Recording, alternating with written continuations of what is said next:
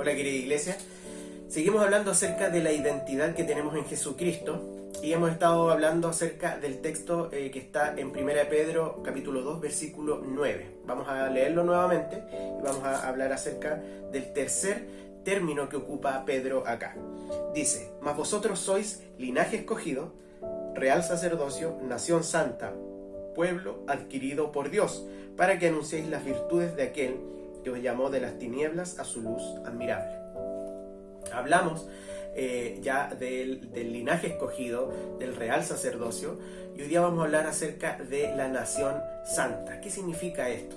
Bueno, recordar que Pedro está utilizando un lenguaje del Antiguo Testamento. En toda la carta de Primera de Pedro, él hace referencias, él cita mucho el Antiguo Testamento. Y es muy interesante porque muchos de estos aspectos, por ejemplo, nación santa, el linaje escogido, el linaje de Abraham, real sacerdocio, que fue el llamado que Dios hizo ahí en el Sinaí, de que iba a ser a ese pueblo un pueblo de sacerdotes.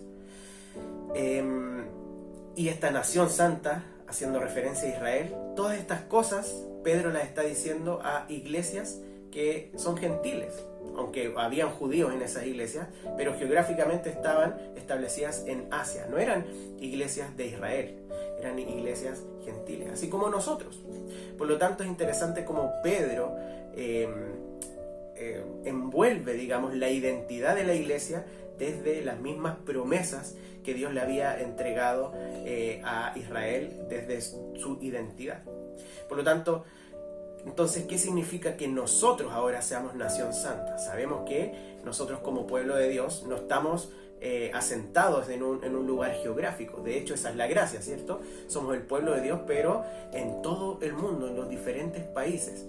Nosotros pertenecemos entonces no a una nación geográfica física, sino que a una nación espiritual, a una patria celestial, el reino de Dios.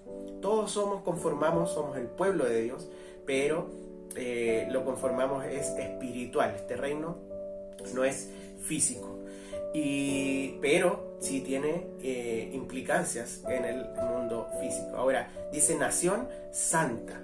¿Qué es santo? Santo significa apartado, que es diferente, ¿cierto? Cuando uno dice Dios es santo, eso quiere decir que Dios es completamente diferente a todo lo demás. Él es único y Él es apartado. Por lo tanto, también nosotros como nación, como pueblo, somos apartados, somos separados, somos diferenciados. ¿De qué? Del resto del mundo, del mundo mismo. Ahora, esto no quiere decir, y muchas veces lamentablemente lo entendemos así, pero no quiere decir que debemos apartarnos completamente del mundo. De hecho, hay un segundo significado de la santidad, en este caso nación santa, y que es justamente esta diferenciación en cómo vivimos, ¿cierto? Estamos aparte, estamos apartados, pero también tiene una implicancia de esta pureza moral, de vivir alejados del pecado.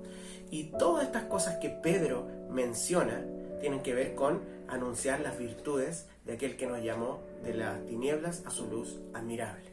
Por lo tanto, que nosotros seamos nación santa quiere decir que somos el pueblo de Dios, no pertenecemos a este mundo, sin embargo, estamos en este mundo para, en la forma en que vivimos, es decir, santamente, demos evidencia y demos testimonio de Jesucristo y del gobierno de Dios.